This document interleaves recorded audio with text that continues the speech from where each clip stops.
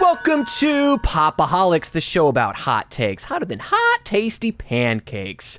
I'm your host, Christian, and I'm joined by my two best friends, Chris Conkling and Brian Dupree. And off the top, we're talking about pop culture after some news came out that we're not going to spend a whole lot of time because we aren't a political podcast, but I think I speak for both of us, but all three of us. All three of us, hopefully. All three of us.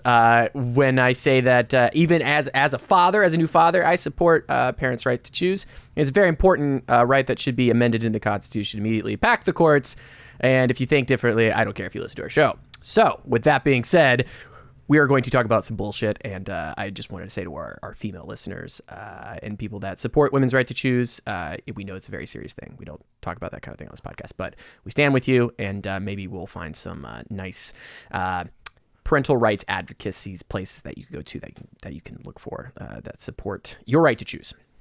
Okay, that being said, this is Pop-O-Holics. What do we talk about? Not that shit. Although it may color my feelings. I've been angry for like 2 days straight, so I'm gonna try to hold that back. You've only been angry for 2 days? I'm angry all the time. Yeah. How have you managed that? Your secret. That's why you're green. Yeah, exactly. Did not plan that. Yes. Did not plan that. Excellent. But this is Pop-O-Holics. We talk about the latest news in pop culture, what's coming out on streaming, some of the latest news topics. Brian hosts that part of the show because even though I'm the host, Brian's the better host of the more fun, important part.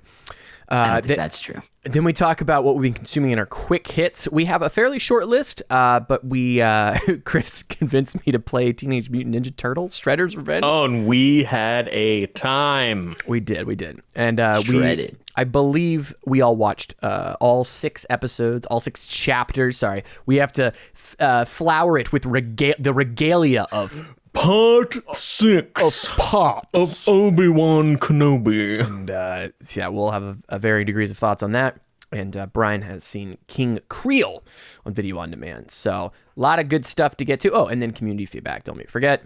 You can get in our community feedback section by emailing us at popoholicscast@gmail.com, popoholicscast@gmail.com. Questions, comments, concerns. What have you been consuming? What do you think of the show? We read every single email. Also rate us 5 stars on your favorite podcast player of choice. We have a link tree to all of our social media and all that. So connect with us there. But without further ado, we are going to roll right along into Brian's Wacky News.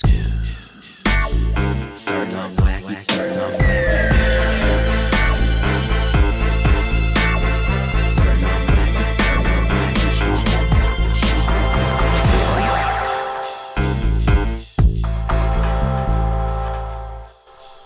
Welcome back, ladies and gentlemen. So, I am not the Game of Thrones lover on the podcast. I am the one person who has not seen the entirety of this show. I've seen an episode or 2 from the first season. But Kit Harington, who plays Jon Snow, has signed on for technically the first sequel series for Game of Thrones that is, sorry about that, in early development. This brings the total to 7 Game of Thrones projects. We talk about this a lot. There's a lot of ideas in Hollywood, but not very many sandboxes to play with things in. You got to stick within the IP. Apparently, this is the new normal. You got to milk the cash cow dry, Brian. Don't you know that? I'm not sure how it's going to work out for them. This show ended with Jon Snow finding the truth about his identity and being exiled. This kind of brings into play characters who were still alive at the end of this series, potentially reprising their roles in this show as well, which all the other shows are prequel series at varying degrees of distance from the original shows. How do you guys feel about Kit Harington potentially coming back to this role? Fitting that we're talking about Kenobi this week, kind of a similar thing there. But how do we feel about this news? But please, Christian, you want to start? Yeah, sure. There goes all my niceties away. No, I just have some jokes in my head that I got to get out real quick. I hear both Jon and Snow are going to get 2 separate series in the Game of Thrones. So, bazingers. And also, I think we learned that Jon Snow's lineage was Emperor Palpatine. All very important things that I needed to get out of the head and say. He goes by Skywalker. There's a couple reasons that the end of Game of Thrones was not great. You had the showrunners looking ahead at projects that never came to be. Everything was based on a book until it wasn't, right? So there's a whole bunch of reasons that happened. That isn't to say that any of these will be inherently bad. And I think they're poised to be better than some of the stuff we've got for, like, let's say, the Star Wars. And I think it's because drastically there's just so much more material to mine from already that's canon in those books. And I don't think people are as precious about the Game of Thrones characters. In fact, if they're precious about them, that kind of ruins the whole Game of Thrones thing. It's kind of like introduce characters and then willy-nilly, like, all of our characters. Oh, you like this character? Yeah. We're going to kill him. And so, unless they come back. Sometimes won't stay down. Yeah, no, that's true. So I actually have more faith that some of these can be good, or they may not, but I don't think it's inherently bad. I wouldn't do it if I had the millions of dollars and was running HBO's movie division and show division. Like, that wouldn't be the course that I take. But as Christian always says, cautiously optimistic at it. I'm not inherently mad about it. I don't know if it could be much worse than half the stuff that they've done with the Star Wars universe. So we'll see. Chris. Yeah, I am very much in the same boat as Christian is. I'm always down for more fantasy content. HBO Max needs content to stream on their platform. So this makes sense. Game of Thrones is, like I mentioned earlier, one of their major cash cows. I didn't realize there were 7 projects in the work. That is an absurd amount of things to be developing for one particular property. I think they should focus on maybe like 1 or 2 first. But I am excited for House of Dragon. I'm interested to see that show and the quality of that show. And I like Kit Harington as Jon Snow. He at the very least, he's entertaining as a character and he's a good actor. So like, that'll be the first thing that gets you into the Jon Snow show. We'll see what the show's like. Like Christian mentioned, as soon as Game of Thrones went off book in season 8, the quality just declined. Like, all these previous rules that they had established over the course of the previous seasons just seemed to fly out the window. And some of those things are what made the show interesting. But cautiously optimistic, as Christian put it, I think is a great way to feel about this upcoming Jon Snow series. People say I look like Kit Harington. I think I look more. You do a little bit. I think I look more like Nick Kroll. That's complimentary. If Kit Harington and Nick Kroll had a baby, it would be you. What an abomination. I think we nailed it.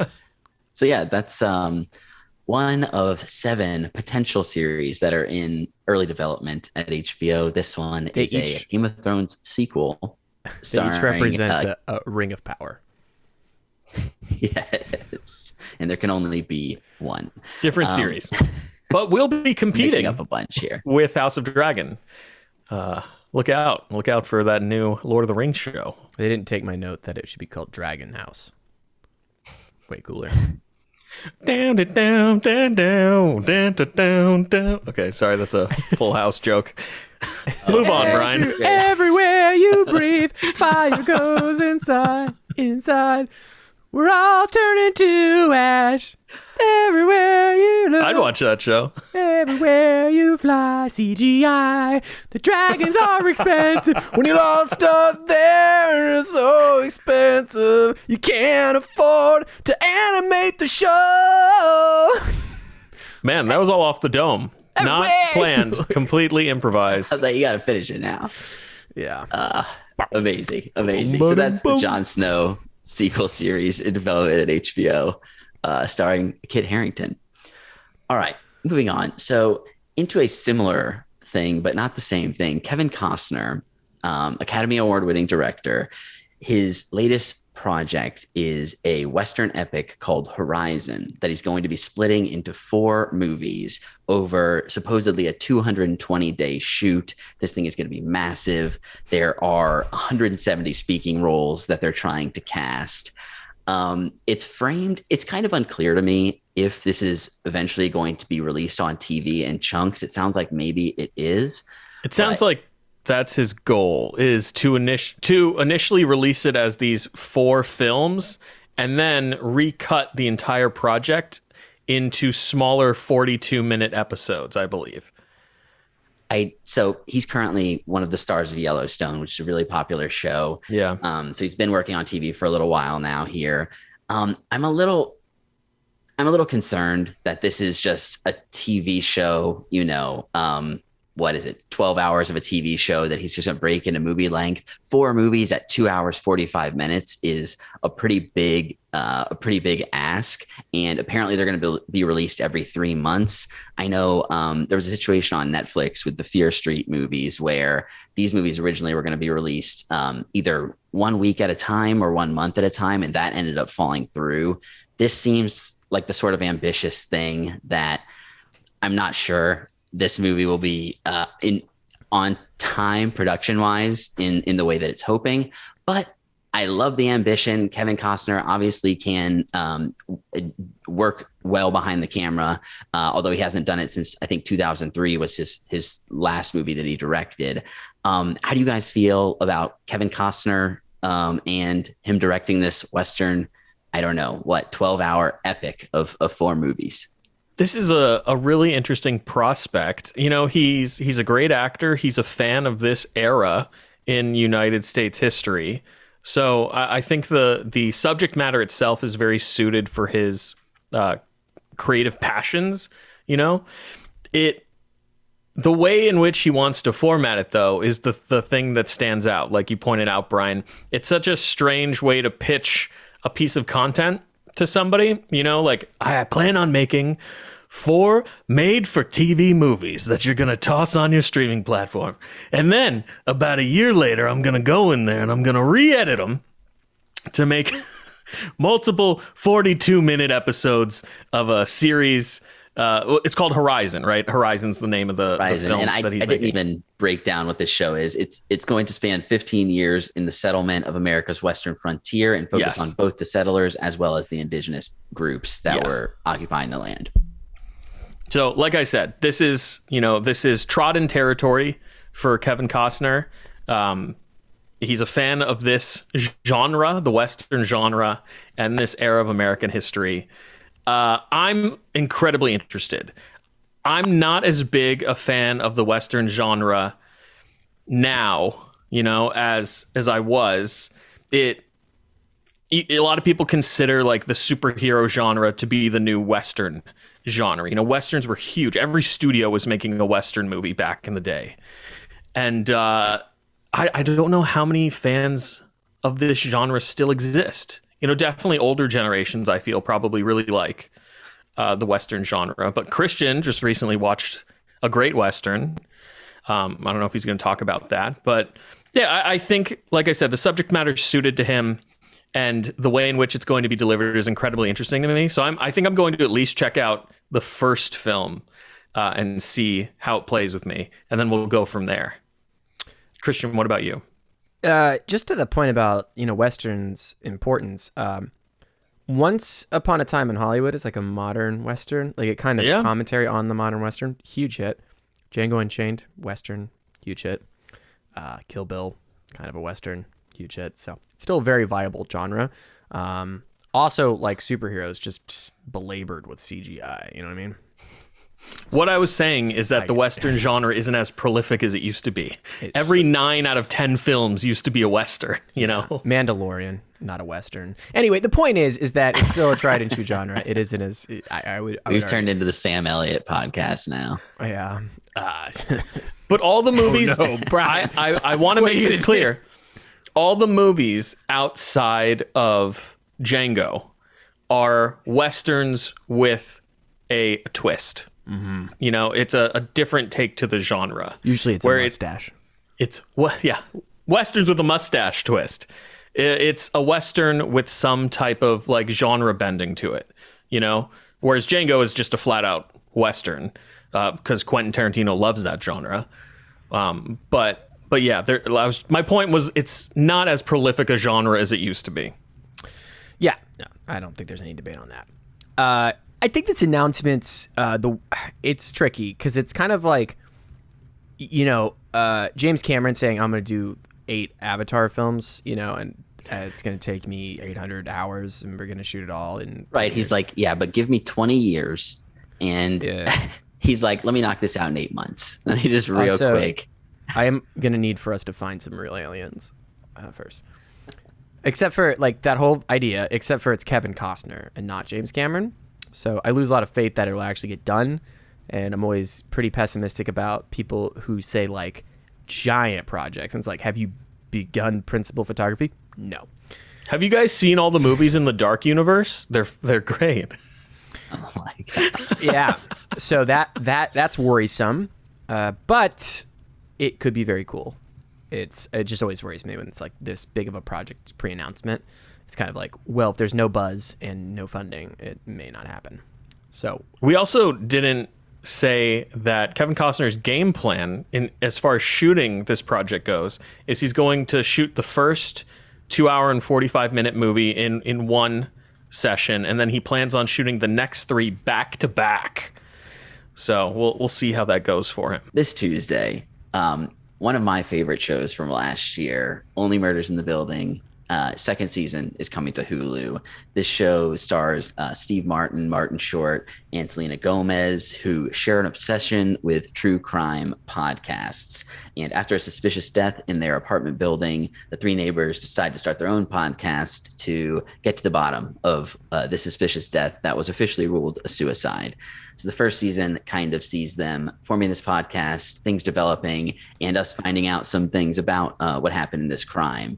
The show is created by Steve Martin and John Hoffman, and this show really surprised me. I think it's ridiculously funny, but also directed really well and does some interesting things, has fun twists and turns, fun cameos or people who are only in a few episodes.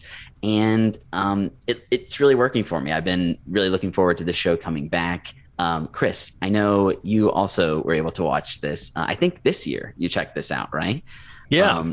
Yeah. So what do you think of the first season, and how are you feeling about season 2 coming out? The first season was phenomenal. It took me so long to get to this show because I was waiting for my wife to watch it as well. But we finally got to it. We finally watched the entire thing. And I knew even before going into it, with a creative team, and a cast like Steve Martin and Martin Short and Selena Gomez, like this was going to be A+ material. And everything I've seen for season 2 looks like it's going to be more of that quality of storytelling. So I'm incredibly excited for season 2 to kick off. My wife loves this show.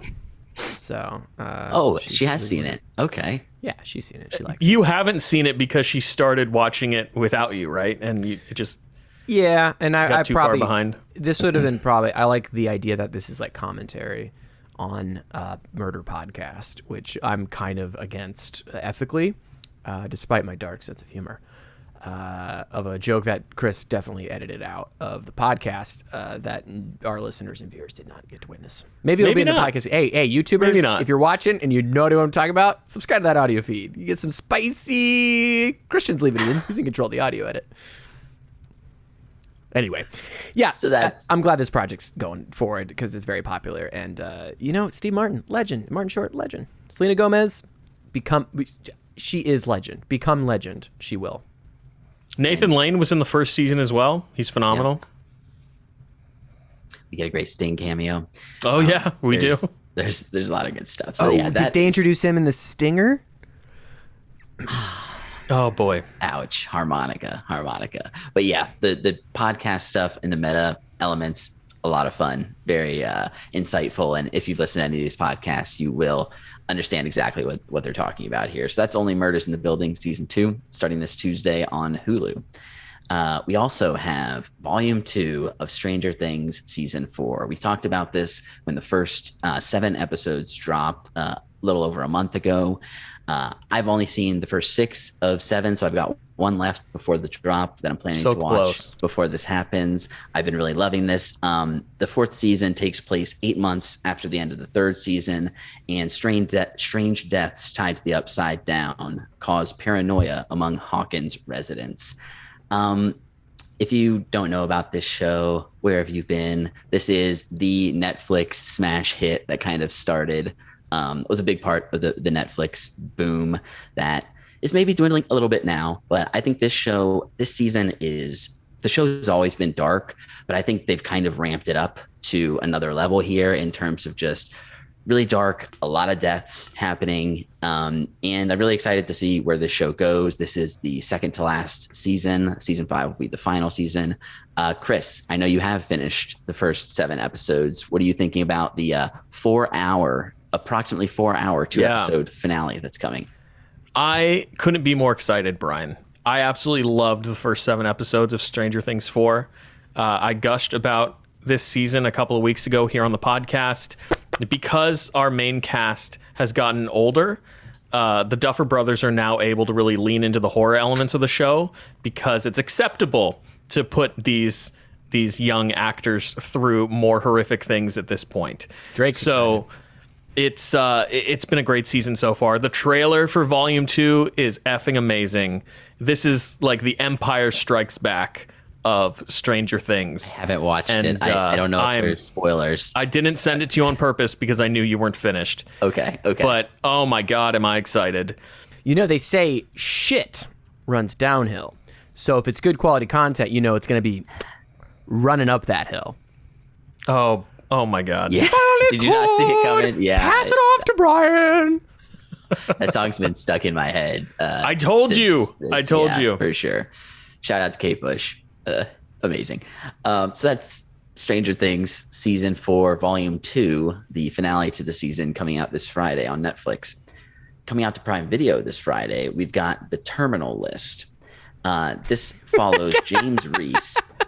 Yeah, okay. I can't. All right, get it out of your system. I can't help it. Tom Hanks in The Terminal List. I think it's the worst title for something I've heard in a long time. There's so many other things that happen other than like, because I saw this trailer in theaters, by the way, which just shows you the dominance of these streaming services, that like right before Jurassic World Dominion, which we're going to be talking about in our next episode. It should be called in our War 4DX Reforms. theater. We saw a trailer for this show. We saw a trailer for The Terminal List, and it's like a dark, gritty. Brian's going to tell you about who all's in it. Star-studded, dark, gritty, like think The Blacklist or Homeland or whatever, like just real gritty, CIA and gunfights and all this stuff. It's like The Terminal List. I'm like, it sounds like a list of patients that are going to die of old age, or it sounds like a list of places that you can get on mass transportation. It's just a horrible name, and I wonder if I'm alone. I'm going to have to scour the internet and see if I'm the only one who was just really thrown off by this very stupid title.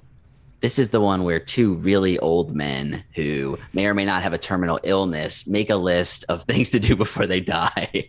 And, Dude, that sounds like a better show than what this show is. No, they want to visit every airport in America, and it's like a double meaning. That's the only appropriate title. Yeah. Double entendre. Who's in this damn show? So this stars Chris Pratt in the lead, as well as Taylor Kitsch, Constance Wu, Riley Keough, and many more. James Reese returns home after his entire platoon of Navy SEALs is ambushed, only to discover new dark forces working against him and endangering the ones he loves. So basically, he's the lone survivor of this ambush, comes back, maybe starts getting some of the blame for this because he survives. Action ensues. This is based on a novel of the same name by Jack Carr and is written by David DeGilio and directed by Antoine Fuqua and Ellen Kuras. As you guys said, this movie does not look... It seems like Brian. Every couple of months, there's a movie that looks and feels exactly like this, or a movie or show that comes out that clearly there is an audience for.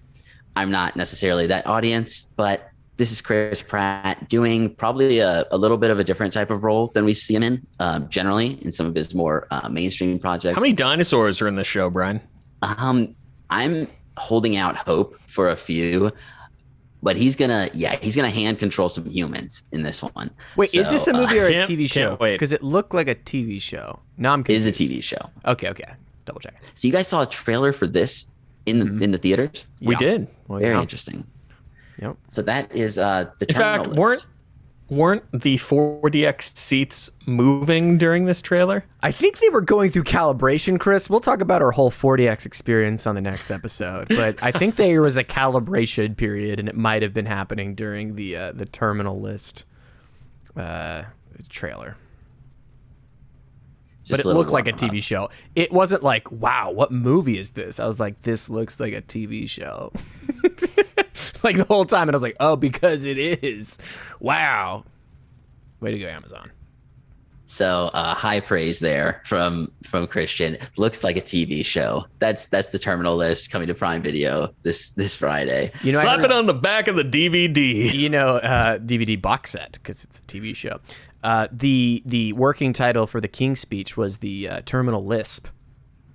Oh my God. How many people listening to this show actually got that joke? I think they did, and they're no longer listening. Because guess what? They were on the Terminal List. Oh, man. It was a good joke, Christian. It was. Thanks, guys. I think it was more for Brian and I, though, than the audience. I mean, is this podcast or anything more than us? Yeah, at this point, I don't know. You're speaking the truth. So moving into a couple movies that are coming out this week, I threw the option out there. The boys threw it back in my face. Minions: The Rise of Gru is coming out this Friday in theaters.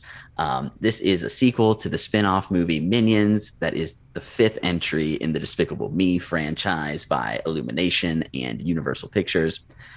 This stars Steve Carell as Gru, as well as Pierre Coffin as the Minions, along with Taraji P. Henson, Michelle Yeoh, RZA, Jean-Claude Van Damme, Lucy Lawless, Dolph Lundgren, Danny Trejo, Russell Brand, Julie Andrews, and Alan Arkin. Ridiculously a real who's who cast of several Terminal List. No, it's crazy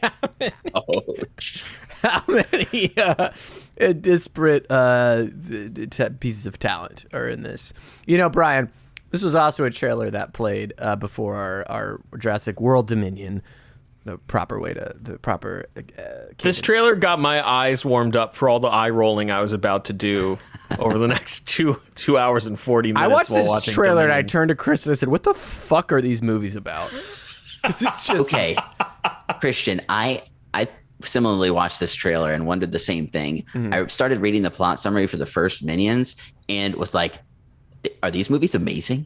The Minions apparently have been around since the beginning of time and have grown and progressed throughout the course of history. And that's the first movie. This movie seems to be them getting in with Gru and him trying to become a supervillain. But I don't know. The Minions movies are These movies no do well. Paddington 2. I can't speak to it, but I've heard amazing things. Listeners, I'm about to say something very disgusting, and I'm going to sing to a low that I frequently don't do on this show, so please skip ahead 30 seconds if you don't want to be absolutely disgusted. But the word Gru sounds like what cum becomes after like a couple days. A couple days. Like left on counter. Is that happening frequently in your life? Mom, don't touch that sock. There's Gru all over it.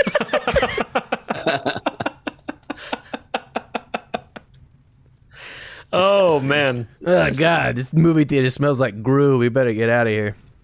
That's Minions: The Rise of Gru. I don't know how we've gotten here, but that'll be in theaters this Friday. Coming to Hulu this It also Friday. makes the title even Yeah, it's just ripe with meaning now. The Hardening of Gru. Revenge of the Gru. The Princess, coming to Hulu this Friday.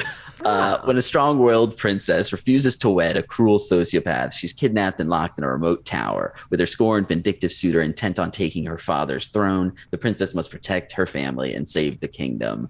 This is directed by Lee From Van the Kiet. Rise of Gru. The Gru Empire. This film stars Joey King, Dominic Cooper, Olga Kurilenko, and Veronica Nyo.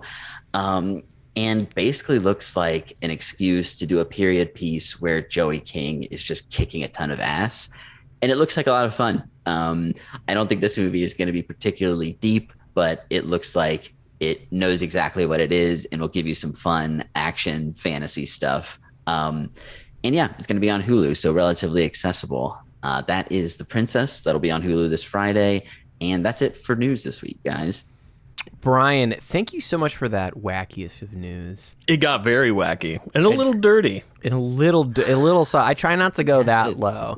I try not to pull out the old Gru.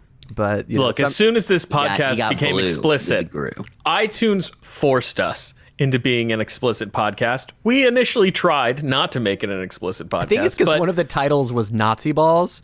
Yes, it was our Inglorious Bastards review. And I didn't think that putting Nazi balls would flag anything. It did, and we're permanently explicit now because I should have been left as Gru.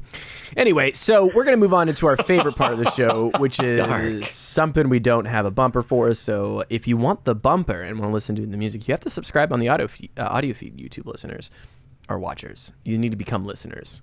I always get this confused. Anyway, Quick Hits. Quick Hits is that special part of the show where we talk about what we've been consuming in the world of pop culture. Kind of a condensed version this time, so let's jump right into it. Chris. We both have done a couple things, and the thing I want to start with is meaning burning ninja birds, meaning burning ninja. I scorned. I might be accused of scorning, maybe making fun of this release. I would say dismissive, preemptively judgmental.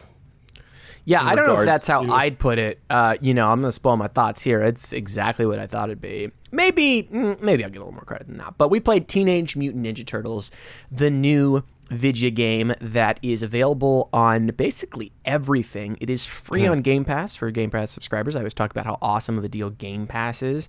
And this is a game that you can get together with your buds on Xbox and play. It's also available on Switch, which is how we played it. And, possibly a game that the Switch can handle, which is, great. Actually, you know what? Never mind. It crashed like 5 times while we played it. Let me say this, okay? Christian and I played the entire campaign multiplayer. Christian's Switch Lite crashed 3 times, and my Switch OLED crashed once. Mm-hmm. Okay. So can the Switch handle it? It can handle it when you're playing by yourself, but as soon as you jump to multiplayer... Yes. It struggles a bit. Chris, you were very hyped on this. You had gotten a little before me and done a playthrough, and then we did a playthrough together. So what are your thoughts? Did this meet your expectations? And also, I'd like to say, supplementally, a little quick shout-out. You wrote a great write-up about this over on the Thank you. Villains, that's Careful for Spoilers. .com, Yeah, you can go read my review of this video game over there. I appreciate you shouting that out. .blogspot, Medium. Yeah. Christian, we've mentioned this game a couple times over the last couple months, and as our loyal viewers and listeners will know, I'm a huge Teenage Mutant Ninja Turtles fan. I really do like the beat-em-up genre. I have a Teenage Mutant Ninja Turtles arcade cabinet in my loft, so I was the prime target for this particular game from Tribute Games and Dotemu. I don't really know how to pronounce the company's name, but this game is phenomenal. It is quite possibly the best beat-em-up game to ever be made, at least as standing in this point in time. The pixel art is beautiful. The soundtrack really is amazing. And each of the 7 playable characters feels like a different character. Christian has gotten to experience that a little bit. I've gotten to experience that a little bit. And that's not always something that you see in the beat-em-up genre. I'll recommend going over and reading my review if you want like a more deep dive into my thoughts on the game. But Christian and I had a blast playing this multiplayer. It took us about, I would say, under 2.5 hours to complete the whole thing. And we actually had some people jump into our party over the course of the 16 stages. So at one point, we actually had the whole 6-person team playing through a stage at one time. Only it was fucking as pure chaotic. Pure chaos. Game falls Absolute apart. chaos. Don't know why it supports But I will say those were the moments when the game started to crash a little bit on us. But despite the crashes, no, my game crashed. You don't think so? Oh, I know my game crashed as soon as you joined my party. Like, I booted the game, invited you, you joined my party, and it was like your Switch. And I've never actually, for all this shit I talk about the Switch, I've never had a game crash. and this game crashed like 3 times on me. But like you said, it's probably Let me rephrase then. Networking stuff. My OLED Switch didn't crash until 6 people were playing multiplayer. Same fucking processor, Chris. I don't know how many times I have to tell you. It is the same. Either way, piece of it doesn't hardware. matter. It doesn't matter. I'm only saying factually what happened, regardless of the processor. No, Switch. For all the gripes I have, Switch actually has very good QC, quality control, over their software that's released. And obviously, this wasn't produced by Nintendo, but generally speaking, I've played a lot of games on Switch and have experienced very little like full game crashes or system crashes. So, disclaimer: I'm the Switch hater. So. I'm sure it's something that can be patched in the future. But this game is absolutely phenomenal. It's a great party game for people that just want to sit down and like run through a couple stages. Or like I said, even if you want to play all 16 stages that the game offers, it only takes a little over 2 hours. So yeah, this game is just a lot of fun. Everything about it I absolutely love. It could potentially be my game of the year. I'm not the person that plays a ton of games on our podcast. Christian is. But yeah, I had an absolute blast going through this game. You should play Christian, more games. who's a little cynical about the game. Play more games. It comes down. Listen. It comes down to personal preference. It comes down to genre preference. That's really, everybody likes different things. Listen, I think you should clean the grue off your Switch and you should pop this bad boy in. Okay, so I was a little bit of a hater. I don't love the beat 'em up genre. I think my favorite game from this genre is the X-Men game, and it's not a good game. It's just nostalgia. It was at Chuck E. Cheese. I probably played it with Brian. But it's also a game that can handle many players at once, unlike the Turtles game, which initially tapped out at 4. Yeah, I don't think this game does itself any favors after going past 4. I mean, at 3 players, you have to trigger the thing that lets you see your character, because I don't know if you noticed, they're all turtles for the most part. So they kind of look similar. Using characters like April and Splinter and Casey Jones are actually to your benefit in huge parties, because the 4 turtles, I will agree with Christian, and it's the same problem that the old arcade cabinets had. They start to blend in with one another once you get all 4 of them on screen. Yeah, and it's less. I think even the character models aside, there's like 100 ninjas, and the Switch, because it's like optimized for mobile platforms like Switch, which I think ultimately is a better thing. I think they made the right call. It's not a huge stage you're ever on. Your character does take up, I want to say, like 10% of the screen, which if you have 6 characters, 60% of the screen is the playable characters on top of the 100 ninjas they're shoving in there. So I don't think it. I think that is a weird call, because it's you're just kind of mashing buttons at that point. But anyway, overall thoughts. I had a lot of fun playing the playthrough with Chris. I actually played a little bit on my own before I played with Chris, and I played a little bit after our session. And I have to say, I'm looking forward to when you're ready to do like the medium or the harder difficulty, and maybe try the arcade mode, which only gives you 3 lives. We have to maybe have a third on that, or a fourth. Brian. I think that this game is doing everything it needs to do to be a success, and I'm mostly pretty happy with the experience of playing it. Like, there's a lot of depth to the way you can cancel out rolls and time where you hit things, a lot more control than you got in those old arcade players. And there is a larger variety between the turtles and their abilities. I mean, their abilities are relatively the same. It's usually like an AoE, meaning like you attack a larger area, a dash attack, and a jump attack with minimal variation between. But your different characters have different levels of speed, damage per second as far as how hard they hit. Where I think the game fails the most is it tries to shove in sort of a progression system, and I think it's a total miss, and I think it sucks. Because it's just kind of like, when you play the arcade mode, you get everything unlocked. But when you play the story mode, you slowly unlock like just health and the ability to do your dash attack or your aerial attack, your aerial special. So there's not really any depth, and the carrot on the stick is weird because it's just 16 levels, and I can't imagine solo playing through every character to level them up, only to the biggest challenge being the permadeath mode, where it doesn't matter anyway. So it's kind of disconnected from the structure of the game, and the replayability is meh for me, as well as the lack of anything like where I would like to see this genre go. Even from a pick up and play standpoint, I think people know how to play fucking video games. There's no support characters. There's no tank characters. There's no roles that are involved with any of the turtles or characters you pick. So when you get in with people, you're just, let's all hit robots, and that's fun. That's what the beat 'em up genre is. But I think it needs to evolve. I do think that there's room that on the easy mode, every character essentially functions as a beat 'em up turtle, and your character will do as much damage on an easy mode. Cool, accessible, let's play, pick up and play. You can serve that purpose by making it a pretty easy run through in the easy setting.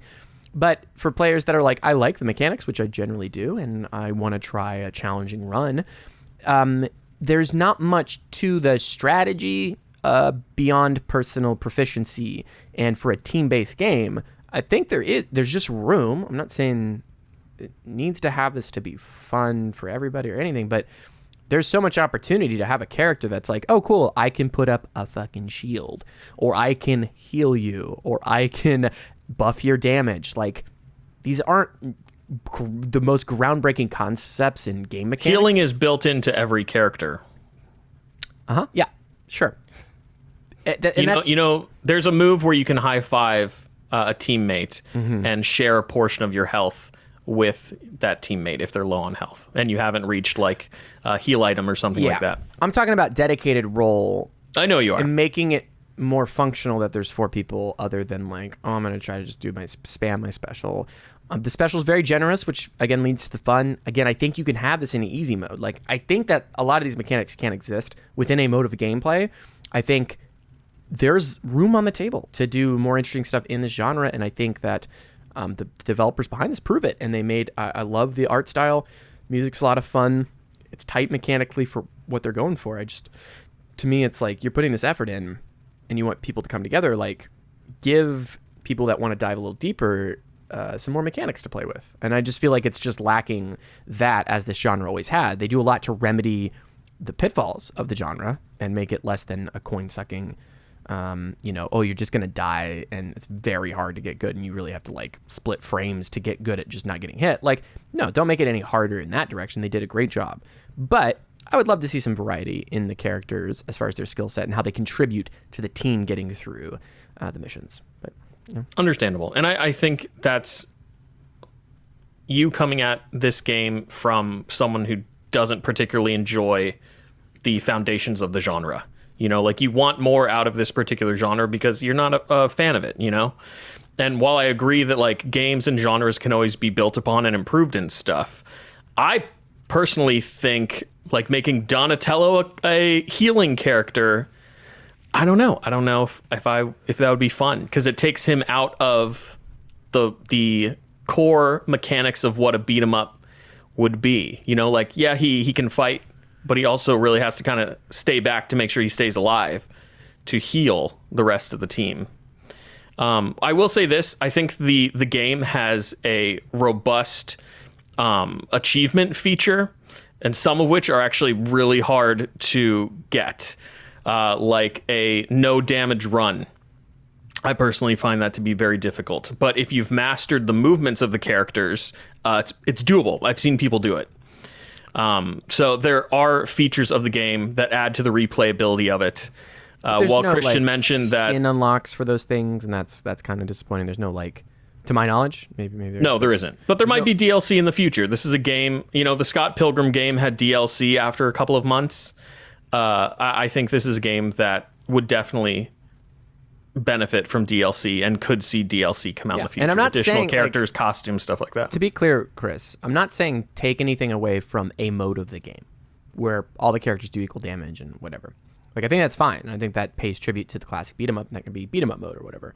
But just adding any level of depth, items, meaningful progression as far as you get, maybe the characters aren't class specific, but you get to assign skill sets to how fast they are, how much damage they do per thing, making some decisions about the move sets that you want to spend skill points in. I don't know. That's the kind of thing that makes me go, yeah, hey, Chris, hit me up, because I want to take Donatello through here, because I want to see what his...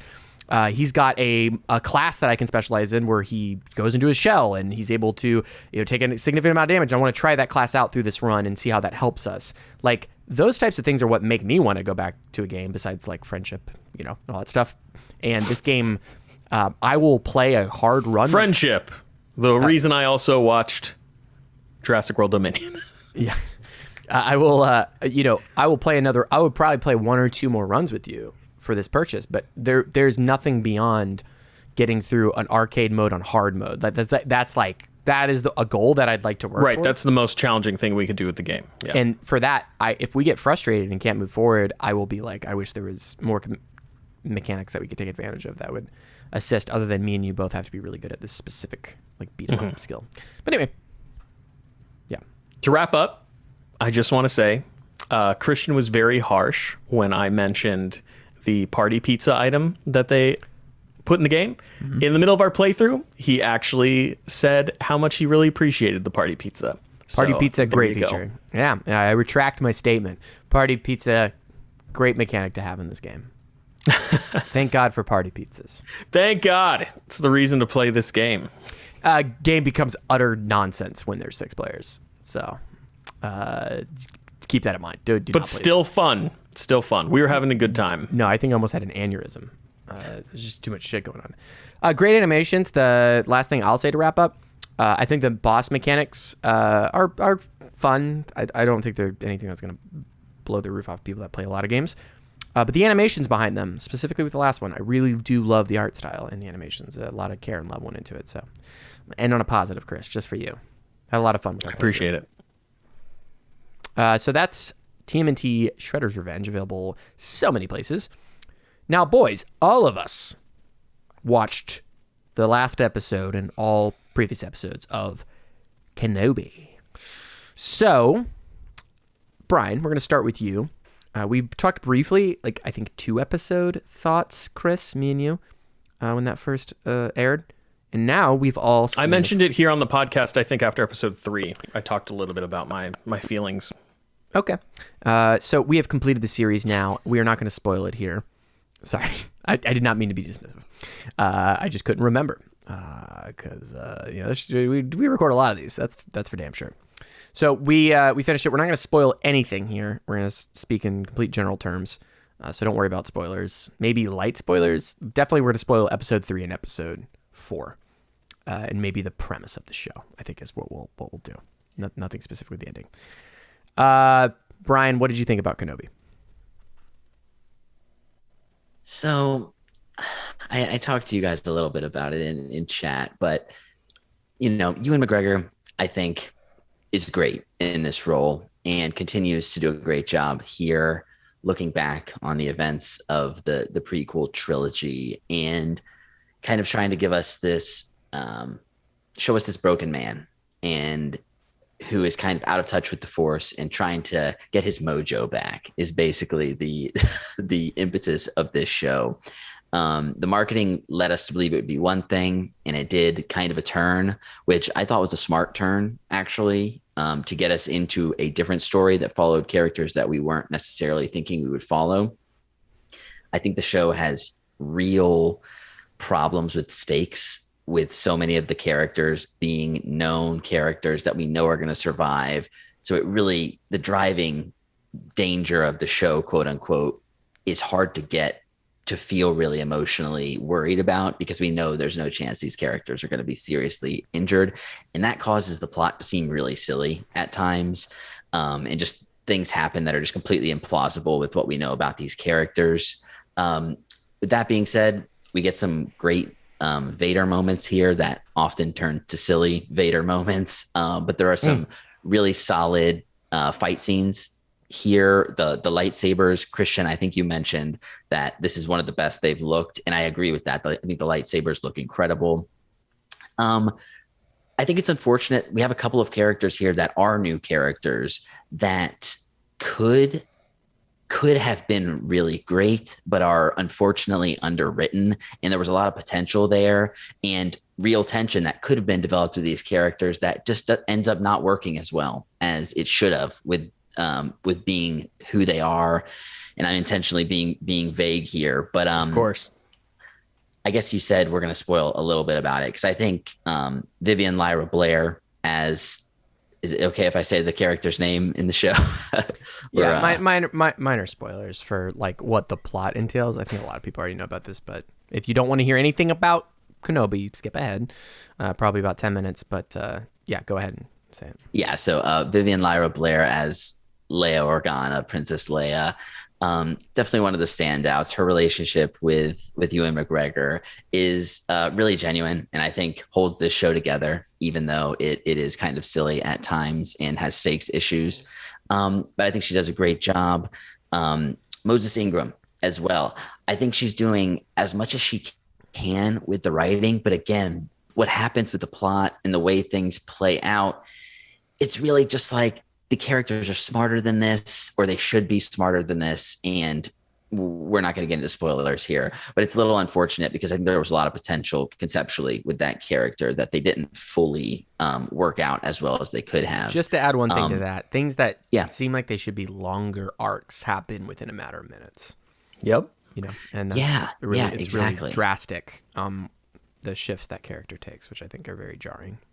And it's weird because, and Chris, I think you mentioned this when we were talking in text, it feels like something that if they were forced to compress this down into a 2-hour movie, 2-hour, 20-minute movie, that things would have been more streamlined and these sorts of things would have worked a little better. And they would have been forced to kind of lay out things more quickly, and the pacing of it, I think, would have worked better if they didn't expand it out to what they did here. Force. Gotcha. Hayden Christensen, I feel like they made it seem like he was going to be a real significant part of this show. And to some degree he is, but having James Earl Jones back as the voice of Darth Vader. It's actually AI. Yeah. Really? I caught onto this halfway through the series, and I like the idea. And I think that this is one of the more successful elements from a production standpoint. Basically, Hayden Christensen acted everything, and they synthesized an AI of James Earl Jones' voice. The same way they synthesized Luke Skywalker's voice. They're like whenever the voice they have of young Luke come back. So it's Hayden Christensen performing with James Earl Jones, for the most part, being what we get from Darth Vader. Okay, so I got to say, in terms of that, technology works significantly better when you can't see the lips. Definitely, because I thought it was James Earl Jones. I would have believed that. So yeah, I've probably said enough about this. I think it doesn't stand up to something like the best of The Mandalorian for me. Some of the visuals, it looked okay, but it definitely looked like a TV show. There wasn't anything that really stood out as like, wow, this episode looked incredible to me personally. Maybe you guys disagree with that.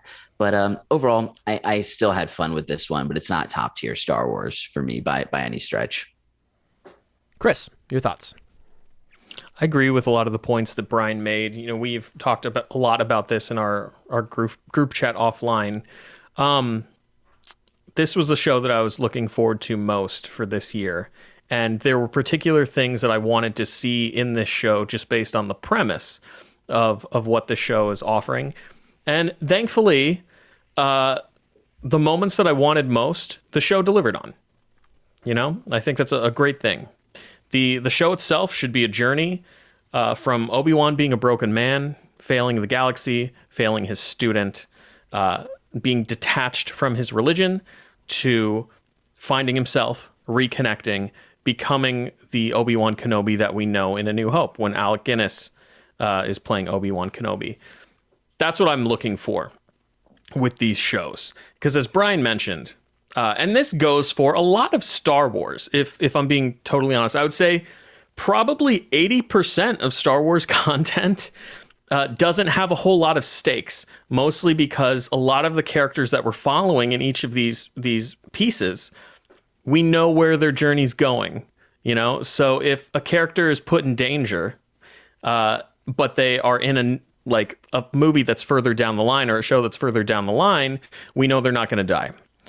So I personally don't have a problem with that. I've gotten used to that. And what I've learned is that if that is the case, particularly in a show like Obi-Wan, it should be less about the stakes and more about the emotional journey.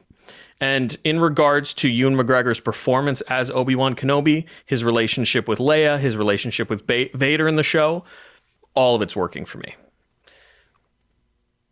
The show has some very underwritten and underutilized characters. Like Brian mentioned, particularly with some of the newer characters that are introduced here. And my problem is that Disney has kind of locked themselves in to this 6-episode box for some reason on a streaming platform, which doesn't make a lot of sense to me. They based on how the platform functions, I think they could really have a little more leeway and freedom in terms of crafting more concise, more well-written stories if they were to let go of this particular number, the 6 episode. If this story needs to be 4 episodes, make it 4 episodes. If the story needs to be 10 episodes, make it 10 episodes. Write a story that is going to where all the elements serve whatever message you're trying to If I were to depict, guess, it's a right? production scheduling and I agree. set budget. This is something I mentioned on Villains on Friday. If you want to hear like a really my in-depth opinion, not this bullshit, which is like a light breeze. go check out the C4S Villains episode from last Friday. Spunka You'll hear me grew rant on about the it. sink faucet head. But Brian makes a lot of really valuable points, and it makes me sad that this is kind of the second show in a row after the Book of Boba Fett where Disney has promised us a show about a legacy character and has introduced a new character. And while Mando is fantastic, you know, the first season of Mandalorian is still some of the best Star Wars. Christian watched episode 5 of the Book of Boba Fett, which is purely a Mandalorian episode, the other night.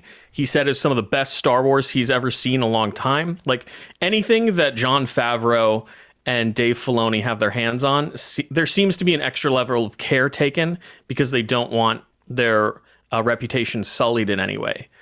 Now, granted, Jon Favreau did have his hand in the Book of Boba Fett a little bit, but that's a whole other thing.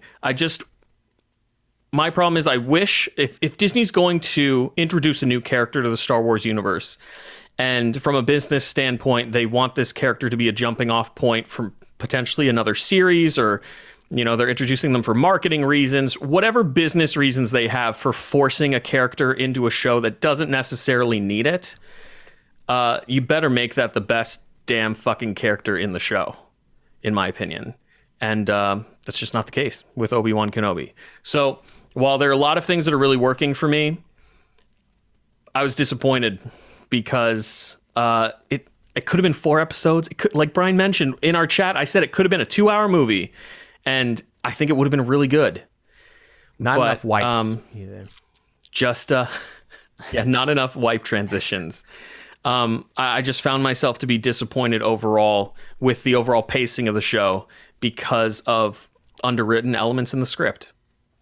I do want to say, because just in the point of using legacy characters, you have reasonable gripes with the new characters as well. But aside from just stake stuff, I think this, and I'm not usually one to nitpick this kind of thing, but this seems to go out of its way to kind of mess with the canon in ways where it's like what we knew about things from the original trilogy, and where we see things here that make kind of no sense given where things, it adds a history that contradicts with what's kind of implied from later ideas. Christian, I'll let you get into it. I don't mean to steal your thunder here. No, we're in, so if Star Wars is the Bible, we're in like full Book of Mormon territory at this point, where, sure, you know, you can like this stuff. It could be your bag. It as we go along and we add it, you are making it make less sense. Just to isolate any of our religious watchers. This show's very frustrating, and the more I think about it, the more I actually dislike it. Because I think watching A to B, it's fine. Fine is the word I would use. There are some highs, some lows, but mostly it's a medium. What was the budget on this? It seems low. It seems like it's a low budget show. It seems so, you know, I was like, it reminds me of New Hope, but in like the ways that you're like, that's clearly a trash can they spray painted, which is not what you want out of your like modern day Star Wars. And it honestly got me, it had me thinking like really deep about it. Of like, I think this movie this show had way too much Darth Vader, because I'm watching it going like, Darth Vader's design is so dated, and honestly, it's not menacing. And I've seen Darth Vader so much in the show. He doesn't scare me. It just, his outfit is stupid. And why am I thinking that? This is legacy science fantasy stuff, part of my childhood, but there's too much Darth Vader in it. There's no too menace. Much Darth Vader. There's so much. Well, exactly, dude. A New Hope has like 6 minutes of Darth Vader. If you're telling a story about Obi-Wan's emotional healing between Revenge of the Sith and A New Hope, Darth Vader has to be at the crux of that healing. No, he doesn't. This is the problem that Star Wars has with so much shit. And this is the problem with Lego sequels and moving IP forward, is they go, people love Boba Fett. Let's make a show about Boba Fett. And it's like, well, Boba Fett's cool because he's in the corner in a really cool outfit, not saying shit. And you're just like, who the fuck is that guy? And his cool element is because he's in the fucking corner, and you're like, who the fuck is that guy? He's mysterious. Why is Darth Vader cool? He emerges from smoke, and he chokes a guy out, and then we cut. And then when do we see him again? He blows up someone's goddamn planet. And when do we see him again? He kills our hero's mentor. And when do we see him again? He is hunting our hero. That is the arc of that character. He's in a couple more scenes. Nerds, don't come at me. But that is his job in that thing. Right. And by taking these shows and these movies and these properties and being like, well, we got to take fans' favorites and get it what we like. Rogue One, why was Vader cool? We see his lightsaber emerge. He fucks some dudes up and he fucks off. Fucking badass Vader. That is how you make cool, menacing bad guys, right? The show takes so much time to transition. And I think it is actually part of the show that's working the most is the moments where we're taking Anakin we knew from the prequels and merging the character of Darth Vader, which I think have always been very disconnected and not well thought out, George. Sorry. As far as A to B character, we kind of just get the death and then the renewal. And this show tries its damnedest to give us that. And I think the voice AI shit they're doing is actually pretty cool. And I think it is part of what's working. However, when you talk about a show that's called Obi-Wan, and you have all these interesting things that the show actually tries to establish early. Crisis of faith, failed his Jedi Order, has to watch over his failed mentor. This is kind of parroting what we see in Last Jedi of I failed as a mentor. Very cool stuff. Mirror, synergy, cool stuff. But then it becomes just a Star Wars adventure story, and a bad one. And we're like Brian said, there's no stakes.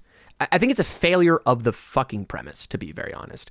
Because if you just had Obi-Wan in his Jesus in the desert moment, and this was a studied character piece with some Star Wars lore, you make this a modern telling of it, but a man finding himself in the deserts of Tatooine, I'm down. Let's do it. This is why we have a TV show. This is not why it's not a trilogy film of like action of it. Like you can do interesting shit, and they just don't have the balls to do any of that.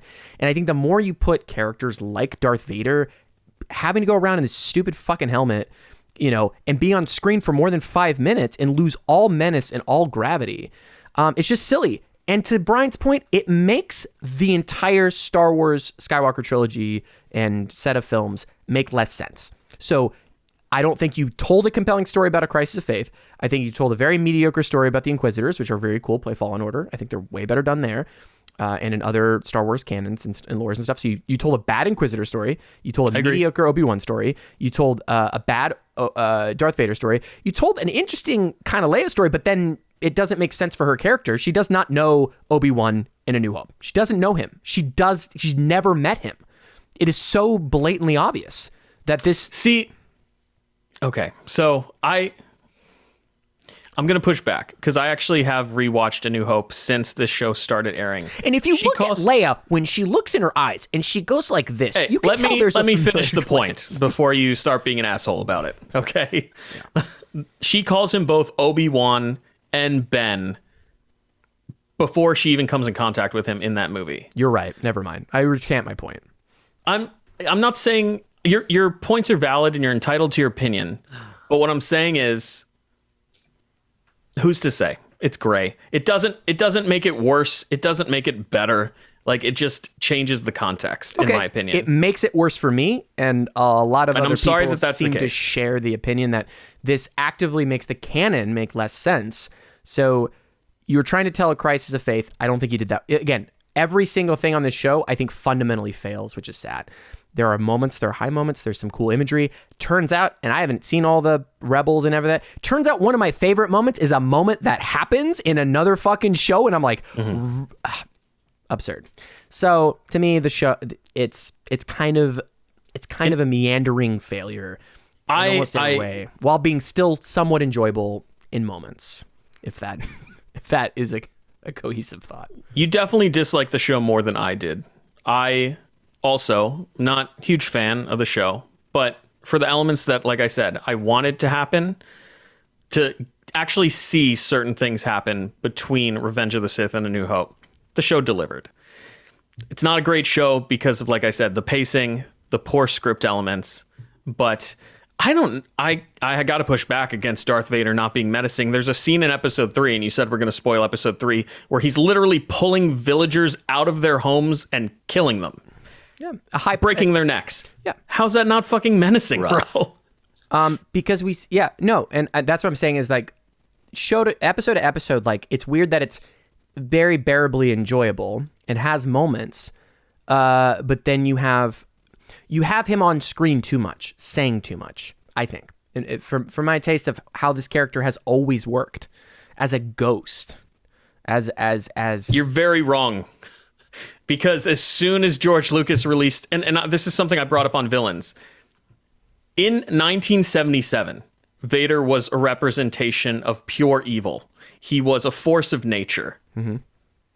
As soon as the prequel trilogy was finished, he was humanized. He was a man.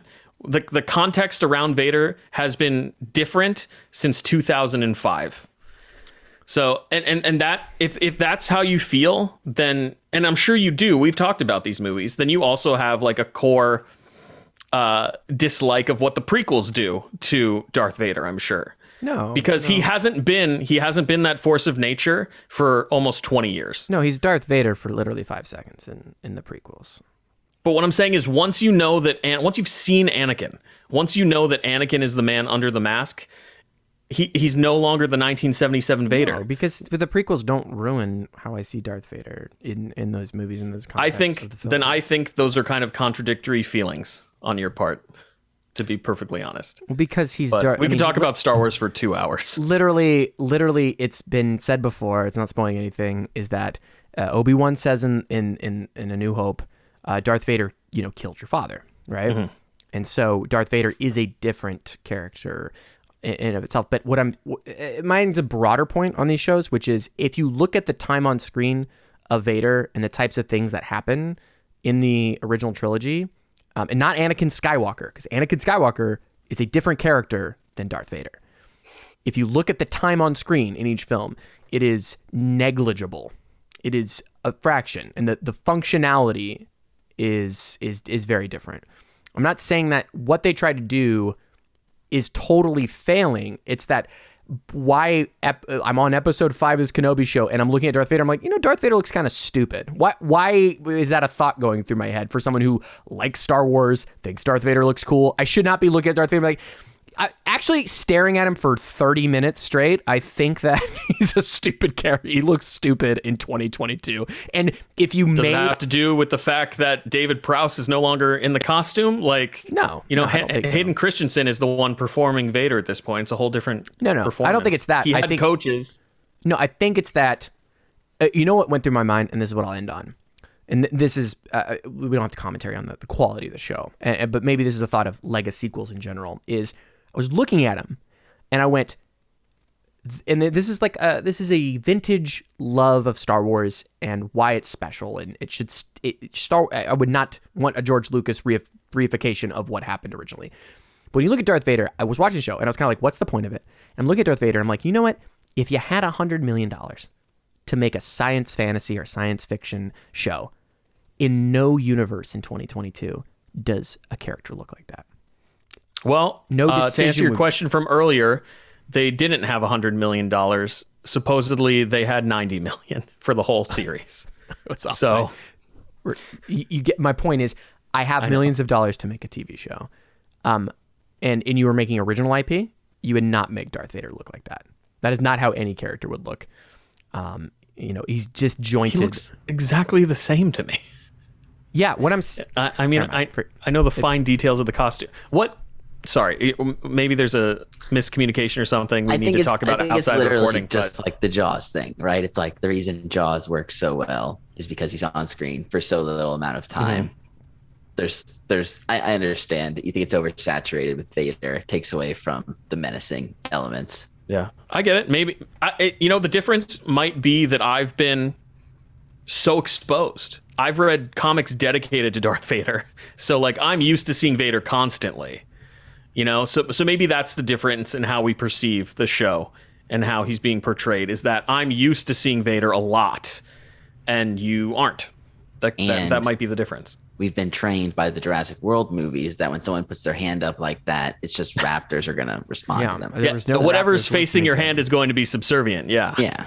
Yeah, we've gone on this diatribe too long. Pretty sure if you want to hear more of Chris's thoughts, he's on the Villains podcast.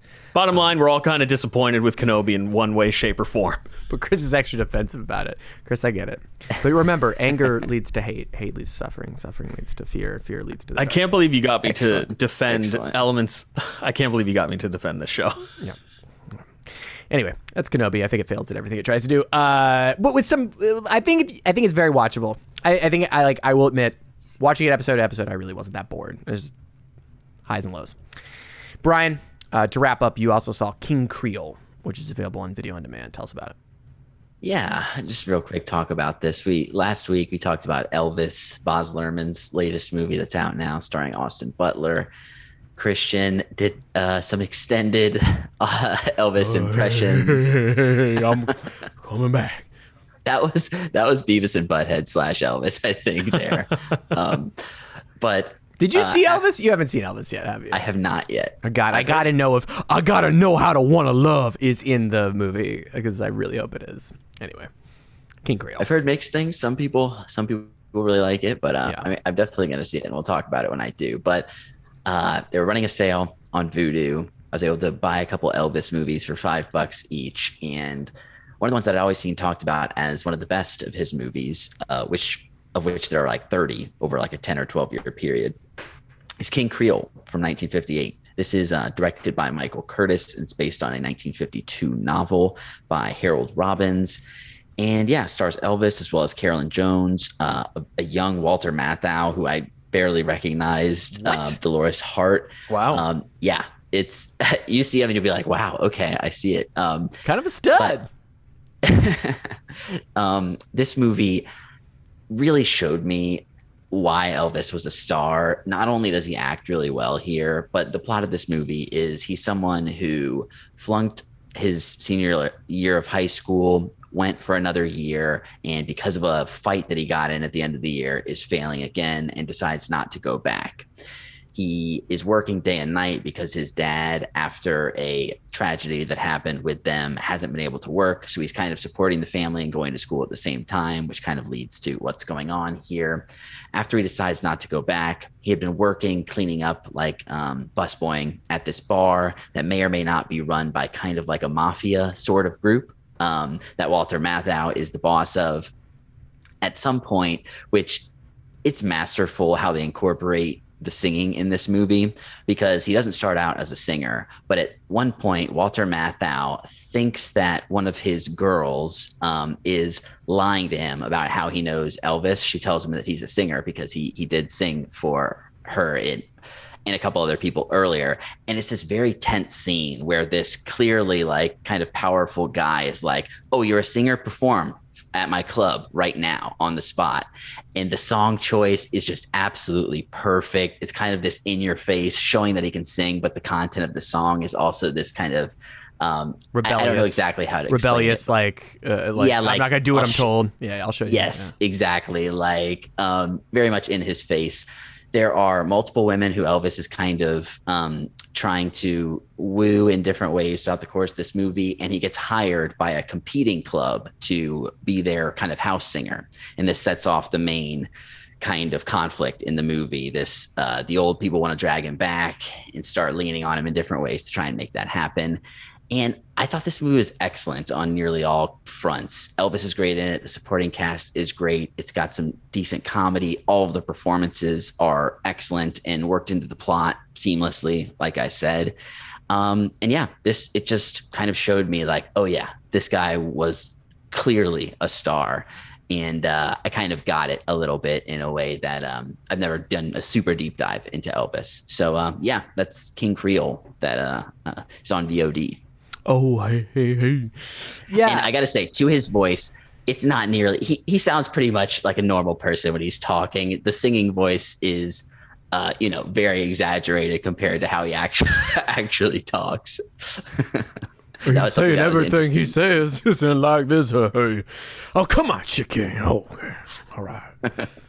Yeah, no. And I admit it's an exaggeration. All right, that's going to do it for Quick Hits. That's King Creole.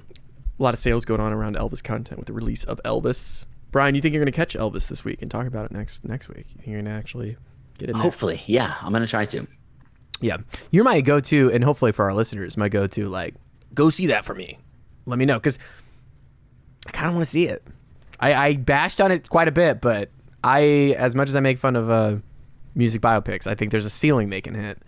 Baz Luhrmann, come on. It's tempting. It's a tempting proposition. It's going to do it for Quick Hits. Let's wrap things up with our community feedback. Welcome back to the community feedback section, loyal viewers and listeners. In this portion of the show, we usually take care of some housekeeping for Pop-O-Holics. We talk about our upcoming Throwback Thursday episode. We read any 5-star written reviews from either Spotify or the Apple Podcast app. And then, of course, we go over any poll results that we may have on our Twitter. Today, we're only going to talk about our Throwback Thursday episode coming up this Thursday on youtube.com/Pop-O-Holics. We are now into the year 2020 in terms of the content that we're re-releasing. And this coming Thursday, we kick off our Hayao Miyazaki month. Early 2020, the world was going through some difficult things.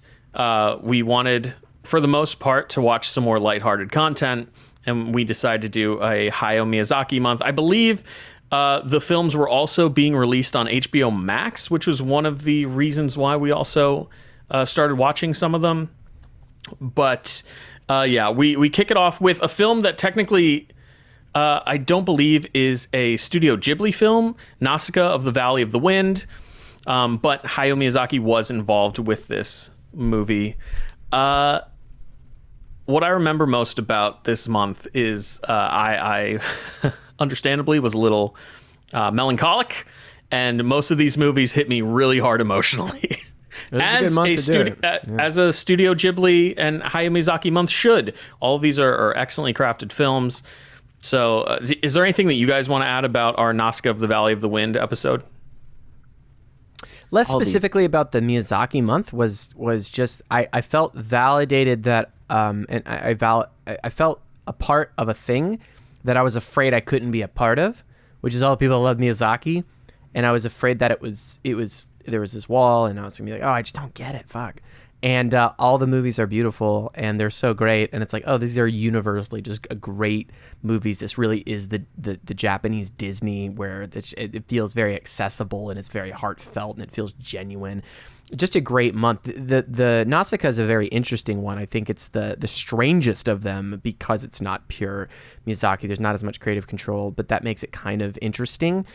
And so some animation from Hideaki Anno, the creator of Evangelion. So yeah, strangeness makes sense. It definitely has a unique style compared to the other ones, but definitely worth a watch. I definitely didn't dislike the viewing. I think the important thing to take away if you're going to watch that movie is there's different cuts, if I'm not mistaken, and different dubs and stuff that you just want to watch out for, and just make sure you get the one that everybody likes, which I can't give you any further information on, but I do know that was a thing of like this film was released earlier and it was in a bastardized cut, so you want to see the one that was released later as the kind of original artistic vision, but definitely worth a watch. Brian? No, yeah. This is a movie that I hadn't seen, and I loved this entire month. I second everything you guys said. I think there were some, and it's similar with a lot of Miyazaki movies, but themes of like environmentalism that are done in really beautiful ways here. And yeah, these movies are very easy recommends, and this is something that I definitely like to come back to. So head on over to our YouTube channel. If you're listening to the podcast right now, that's youtube.com/Pop-O-Holics. And like the video, be sure to subscribe so you don't miss any of our future content.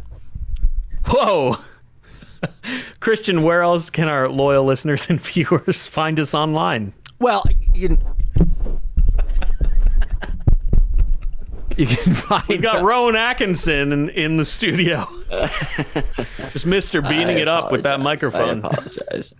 That wasn't at you, Brian.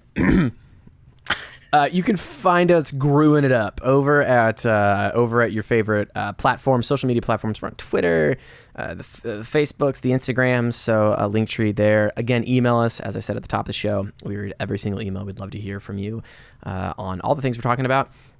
Very important to note, we are wrapping up our Jurassic June month this Wednesday. We are talking Jurassic World Dominion. That is going to be our conversation. I know we're a little late, colder than a hot, tasty pancake, but still coming in funky fresh as per usual with the pod. And again, email us at popholicscast@gmail.com. Make sure you rate us on the podcast platforms and on comment on the YouTube. We will literally respond to you. We got nothing but time to do that. So very cool. Gentlemen, thank you so much. Where can people find more of your all's work? All of yours works. Where can people find you on the internet? Fine, folks. Loyal listeners and viewers, you can find me on Twitter at Chris Conkling, talking about all things nerdy, comic books, television, movies, video games, collectibles. If it's nerdy, I'm talking about it. And then, of course, as of recently, you can now find me on carefulforspoilers.com, writing up monthly nerdy articles. Yeah, you can. He's a writer now. We got ourselves a writer. Look at me. Look at him writing away for another publication. Brian, you can find Come to me Pop-O-Holics first. I'm just kidding. They're both great. I'm going to cut that We're out. friends. Hey, no, Share we're the friends. wealth, yes. We're friends. We are friends. Friends of the everybody, rising tides raise all ships. Yeah, James. This is it. Like when James is on the podcast, our podcast is way better. And sometimes I'm like, why is Chris even one of the hosts? We should just talk to James. Oh, wow. Yeah, that's what I think. Ouch. Just pushing me further and further away. Brian, did you hear something? Where can people find you on the internet, Brian? I think everybody wants to know. You can find me at True Pop-O-Holic. And you can find my band at Midnight Satire. Gentlemen, the music video that you guys helped out with, a Not So Serious Man, streaming on YouTube. And the single itself streaming everywhere, and that video is there. So Midnight Satire, it's the music I make. It's a very different vibe than everything that's happening right now. I don't make any spunk jokes in the music, unfortunately. We should change that. I'm also on TikTok _bad karaoke. Go ahead and find that too. That's weird. That's where I get weird over on the talk. I'm thinking about doing a special. I know we're running really long and we have no time for any more digressions, but I'm thinking about doing a special. Listeners, write in if you want this to be an idea. A new segment of the Pop-O-Holics Weekly Upload, Christian's TikTok of the Week. What do you think? I would love that. I think it may be something I do to connect with our younger listeners. That would be a lot of fun. Yeah, we'll see. All right. Well, all that and more. We'll see if that's a thing. If one of you emails me and you're the first person to email me and tell me yes or no gets to decide what's going to happen. So take us up on that offer. All right. We'll see you for our Jurassic World Dominion talk on Wednesday. All right.